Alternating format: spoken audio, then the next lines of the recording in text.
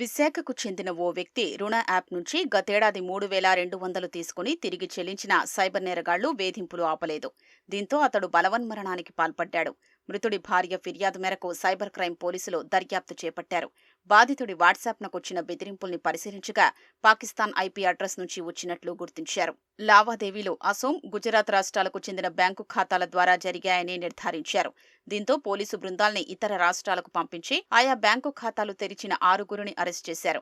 ఇదే కేసులో కర్నూలుకు చెందిన ఆర్ శ్రీనివాసరావును అరెస్టు చేసి విచారించగా 30 బ్యాంకు ఖాతాలు సైబర్ నేరగాళ్లకు అందించి 12 లక్షలు తీసుకున్నట్లు అంగీకరించారని విశాఖ సిపి శంఖబ్రత బాగ్చి వెల్లడించారు. మనకు 2 సస్పిషియస్ వాట్సాప్ నంబర్స్ వచ్చాయి. లాస్ట్ లాగిన్ ఐపీ అడ్రస్ చూస్తే రావల్పిండి, పాకిస్తాన్, అక్కడ నుండి వచ్చింది. ఒక ప్రమోషనల్ లింక్ ఫేస్బుక్ లో దొరికింది, అదే క్యాష్ బ్యాక్స్ యాప్ ప్రమోట్ చేస్తూ. సో మేము 94 BNSS కింద నోటీస్ సర్వ్ చేశాము. అప్పుడు ఇన్వెస్టిగేషన్ చేస్తే ఫర్దర్ మనకు ఒక ఇండియన్ బ్యాంక్ అకౌంట్ నంబర్ దొరికింది.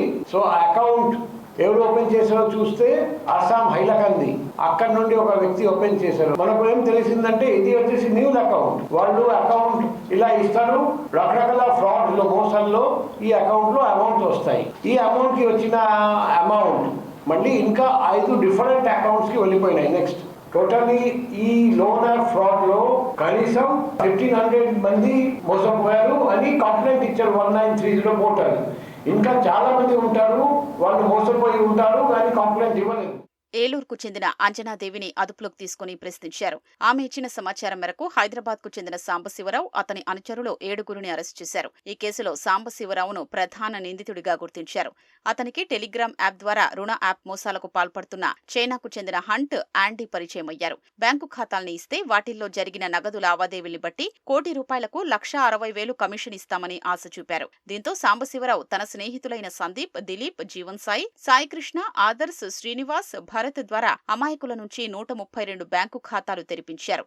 వాటిని చైనాకు చెందిన సైబర్ నేరగాళ్లు హంట్, ఆండీలకు ఇచ్చారు.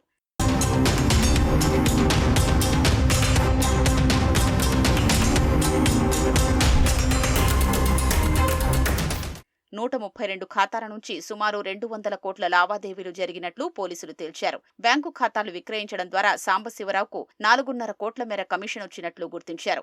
అతనితో పాటు దిలీప్, సందీప్ ఫోన్లను పరిశీలించగా 60 లక్షల మేర క్రిప్టో కరెన్సీని గుర్తించి ఒక హార్డ్వేర్ సహకారంతో జప్తు చేశామని విశాఖ సిపి తెలిపారు.